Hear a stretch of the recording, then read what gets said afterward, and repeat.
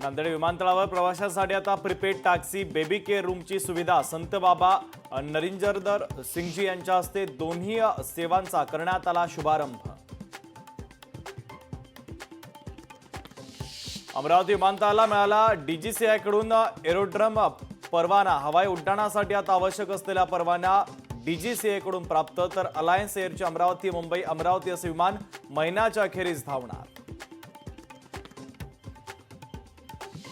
चंद्रपूर जिल्ह्यातील ब्रह्मपुरी येथे आज राज्यात सर्वाधिक उष्ण शहर ठरलं। तापमानाचा उच्चांक गाठत 42 अंश तापमानाची राज्यात प्रथम क्रमांकाची नोंद।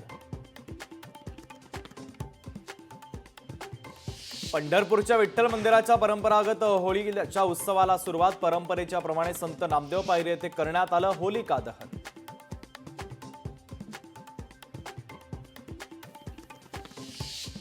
चिपळूणच्या आई महाकाली देवीच्या शिमग्याला उत्साहपूर्ण वातावरणामध्ये सुरुवात। शिरगाव ग्रामस्थांच्या वतीने पुष्पवृष्टी करण्यात आलं जंगी स्वागत।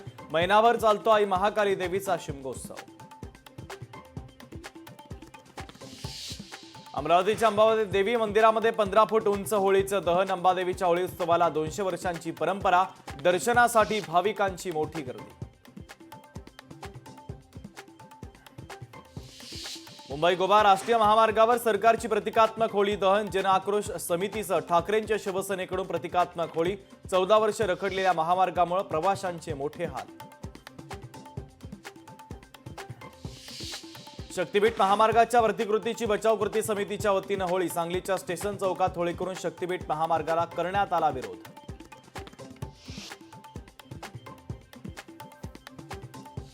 साताऱ्यातील पसरणी घाटामध्ये कार दरीत कोसळली। अपघातामध्ये एकाचा मृत्यू तर 3 जण गंभीर जखमी। पर्यटक पुण्यातील लोणी काळभोर येथील असल्याची माहिती।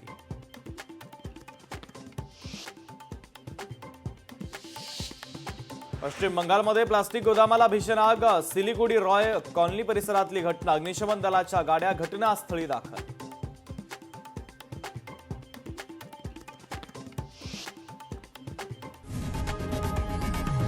लोकशाही मराठी ऐका, पहा, जागरूक रहा।